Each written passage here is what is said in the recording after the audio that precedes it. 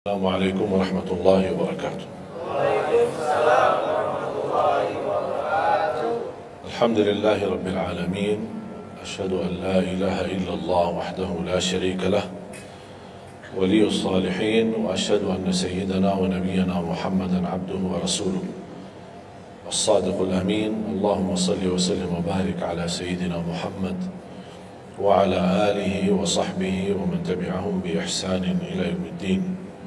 Subhanaka la ilma lana illa ma 'allamtana innaka antal alimul hakim. Para hadirin kaum muslimin muslimat, mukminin mukminat, semoga senantiasa dimuliakan dan diberkahi Allah Subhanahu wa taala. Dalam kesempatan yang singkat ini saya ingin mengingatkan beberapa amalan. Menurut saya amalan ini rata-rata sudah ditahu oleh orang dan hafal, tapi cukup banyak yang melalaikan, tidak menyadari amalan yang sederhana ini dianugerahkan oleh Allah dengan pahala yang amat-amat besar. Bacaan Al-Quran. Banyak orang yang malas membaca karena tidak bisa baca atau alasan tidak mengerti artinya. Daripada saya baca tak faham artinya, mendingan tak usah baca. Itu bisikan syaitan. Yang membisiki seperti ini adalah syaitan. Buat apa kamu baca? Kan kamu tak faham. Mendingan tak usah baca, supaya kita meninggalkan bacaan Al-Quran. Sedangkan dijanjikan oleh Allah SWT dan juga Rasulullah SAW, setiap satu huruf 10 kebaikan, bukan setiap amal. Semua hitungannya dengan amal. Salat 5 waktu dapat pahala 50, salat duha dapat pahalanya, salat qiyamul lail ada pahalanya, sunnah fajar sebelum azan, sudah azan sebelum salat, itu pahalanya sama dengan dunia dan seisinya, seluas dunia dan seisinya. Ini sunnahnya. Kira-kira gimana yang wajib? Rasulullah SAW bersabda di hadis yang sahih, la aqulu alif lam mim harf, walakin alifun harf wa lamun harf wa mimun harf. Alif lam mim bukan satu huruf, tapi alif satu huruf, lam satu huruf, mim satu huruf. Cuba kalau kita baca setiap hari satu halaman aja, berapa kita mendapatkan nilai pahala? Hitung, silakan. Bawa kalkulatornya dan hitung sendiri. Tak ada yang sia-sia di sisi Allah. Membaca Al-Quran walaupun tidak memahami isinya, tetap terhitung setiap satu huruf 10 kebaikan. Berarti anda tidak sia-sia membaca Al-Quran walaupun tidak faham. Ada orang membaca tapi berbata-bata. Dia merasa salah bacaannya, keliru. Dia sudah berusaha belajar tapi itu kemampuannya. Didatangi syaitan, dibisikin, salah mulu bacaan kamu, tak benar bacaan kamu, wakaf tidak benar, panjang pendeknya tak benar, apalagi hukum tajwid tak benar. Bisa keliru, bisa dosa. Astagfirullah, dosa ya. Udah, terima kasih syaitan. Malah dia terima kasih lagi sama syaitan. Dibisikin, didengarin, diterima, langsung dia rubah, tidak baca. Alasannya takut dosa. Padahal ada berita gembira dari Rasulullah SAW, al-mahiru bil-Qur'ani ma'as safaratil kiramil barara. Yang mahir dalam membaca Al-Quran, nanti di hari kiamat dia bersama malaikat safara kiram barara. Terus ya Rasulullah, gimana keadaan yang berbata-bata itu? Gimana? Walladhi yatata'ta'u fi wa huwa alaihi syaq lahu ajran. Barang siapa yang membaca tapi masih berbata-bata dalam bacaannya, bukan dosa, justru 2 pahala. Satu, karena dia mau baca Al-Quran. Kedua, karena ada berbata-bata, kesulitan dalam membaca. Allah menghargai kesulitan, Allah berikan pahala. Berarti tidak ada rugi sama Al-Quran. Semenjak saya mengambil keputusan tidak memegang HP, saya sadari betapa banyak kita rugi berjam-jam, berhari-hari, berminggu-minggu, bahkan bertahun-tahun kita jauh dari Al-Quran. Aku heran ketika mendengar ada orang yang bisa lewat 1 bulan tapi tidak khatam Al-Quran. 1 bulan, 30 hari, berarti minimal setiap hari 1 juz. Dikali 30 hari 30 juz. Ada orang 1 tahun dah khatam-khatam. Syukur kalau khatam di bulan suci Ramadan 1 kali. Habis Ramadan dia tutup Al-Quran. Mohon maaf, ketemu lagi di tahun depan pas Ramadan lagi. Ini keadaan kita. Makanya orang berkata, negeri kita bermasalah terus, negeri kita politiknya begini, negeri kita selalu ada ini. Perbuatan tangan kita. Di mana kita jauh hubungan kita sama Allah, Allah hantarkan musibah sampai kita sadar memperbaiki hubungan kita sama Allah. Salatnya, Qur'annya, ibadahnya, itu kunci memudahkan dan mengatasi semua masalah. Silahkan rubahkan pemimpinnya berkali-kali, rubahkan aturan negaranya berkali-kali, tidak akan bisa terjadi kebaikan kecuali hubungan kita dari Allah Subhanahu Wa Taala. Semakin baik hubungan kita, semakin dekat Allah yang urus. Tapi kalau kita mengurus sendiri dan kita jauh dari Allah, ya silakan. Kata Allah, silahkan. Wakaltuhu ila nafsi. Aku tinggalkan dia untuk dirinya sendiri.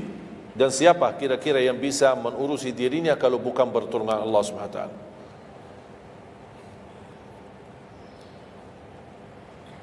Jangankan bisa khatam Al-Quran dalam 30 hari,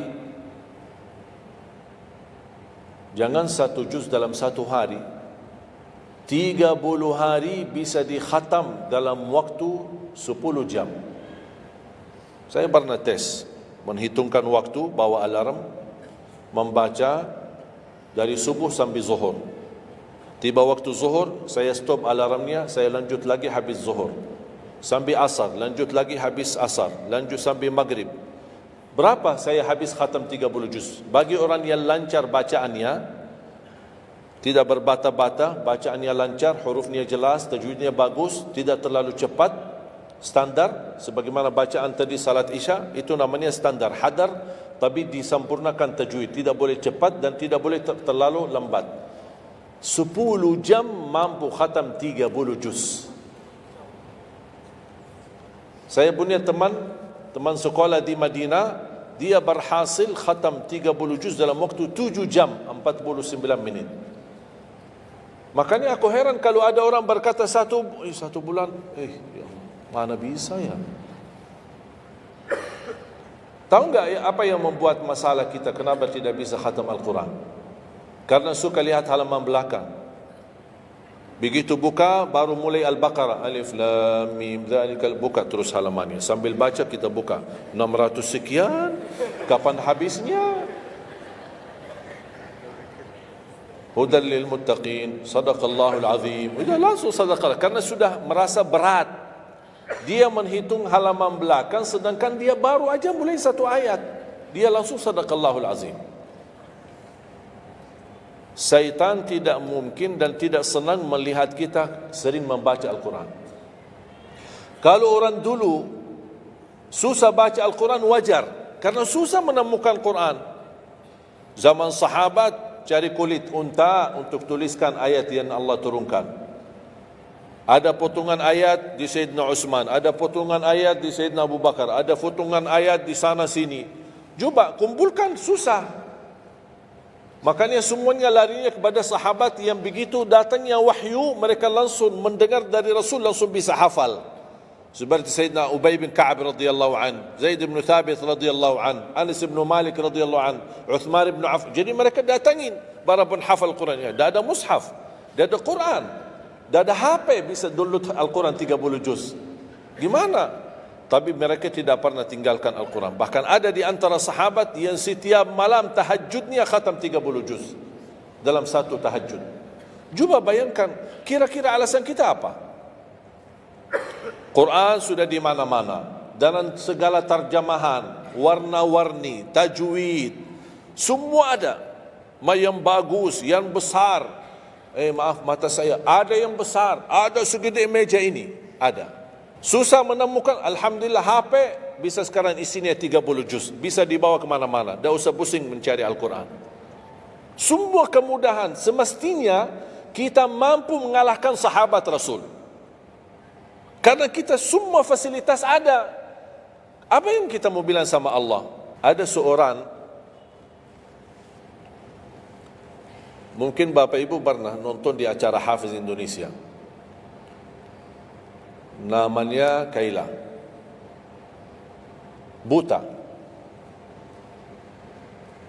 Dia setiap hari, saya tanya, kamu berapa murajaah bacaan Quran setiap hari? 5 sampai 7 juz. Buta, 5 sampai 7 juz. Saya kaget, tak panyakan, kan kasihan kamu. Dan kebetulan kamu sudah punya uzur, kamu dah baca Al-Quran sama sekali, ana yakin Allah maafkan. Buta, dah bisa. Tahu enggak jawabannya apa? Saya malu sama Allah menjadikan buta saya alasan tidak baca Quran. Ini anak usia 7 tahun. Malu sama Allah menjadikan buta, padahal ini ujian. Butanya dari Allah, bukan dari dirinya. Tapi dia malu menjadikan buta itu alasan tidak baca Quran. Pertanyaan saya, alasan antum apa? Apa alasan? Sibuk. Belum ada waktu. Ya, saya maklum, belum ada waktu. Memang dunia ini bikin stres, makanya tidak ada waktu. Saya nasihatkan mulai hari ini, jangan kasih Al-Quran sisa waktumu. Dalam istilah, kalau ada sisa waktu, insya Allah saya baca Quran. Kalau itu niatnya, tidak bakalan. Tapi tolong utamakan Al-Quran dalam sehari-harimu. Minimal mulai harimu baca Quran, tutupi harimu baca Quran. Jangan tunggu sisa waktu. Wallahi Al-Quran keberkahannya luar biasa. Kesumbuhan, petunjuk, keberkahannya menjaminkan ke surga, selamat siksa neraka, selamat dari siksa kubur. Banyak anugerah. Sayang, kadang-kadang kalau kita mendengar ada seorang da'i atau seorang ustaz, materi-materi bukunya bagus, isinya bagus, kita kejar. Di mana buku itu jual? Kita cari informasi, di mana buku itu jual? Ini tulisan manusia. Kita kagumi, kita banggakan, kita suka dan kita ikuti, bahkan kita kejar di mana-mana. Al-Quran kalamullah. Masa kalam manusia lebih mulia di hati kita daripada kalamullah? Silahkan boleh kagumi apa penyampaian ustaz, da'i, tapi jangan melebihi apa kata Allah. Jangan kita terharu ketika mendengar seorang berceramah, tapi berkali-kali kita simak ayat suci Al-Quran tidak pernah meneteskan air mata, seperti mendengar surat kabar atau koran. Ternyata ucapan manusia lebih menyentuh hati. Padahal kata Allah, kalau Al-Quran diturunkan di atas gunung bisa hancur jadi tanah basir. Kembali lagi, jangan lewat satu hal. Tidak bisa baca, masih bisa simak, dengar. Setelkan murattal dari HP-mu. Manfaatkan kondisi macet di Jakarta. Manfaatkan. Lagi naik motor, taruh apa ruginya? Ruginya apa? Simpan handsfree di telinga, ya sambil bawa motor. Dengarin ayat suci Al-Quran. Nikmat, berkah, dalam lindungan Allah, disertai malaikat. Apa ruginya? 1 jam di dalam perjalanan, tidak ada rugi. Terhitung memang umur kita, tapi sudah diisi mendengar Al-Quran. Juga banyak waktu. Nikmat.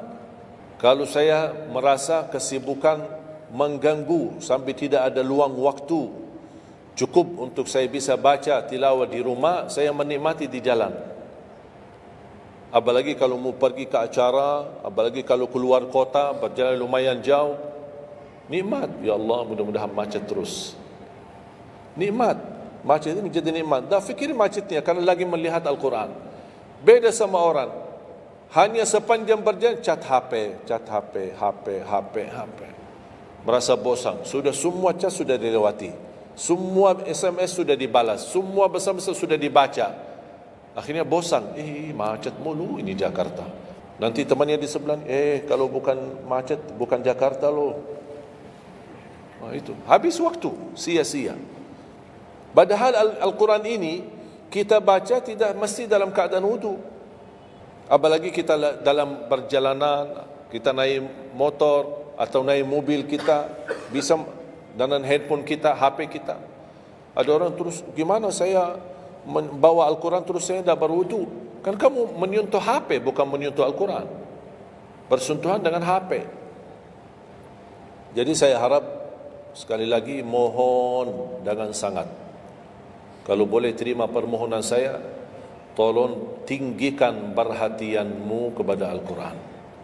Ingin berkah rezeki, berkah umur, sihat walafiat, bahagia selamat dunia akhirat, tolong perhatikan Al-Quran. Semakin banyak perhatian kamu kepada Al-Quran, semakin banyak perhatian Allah kepadamu.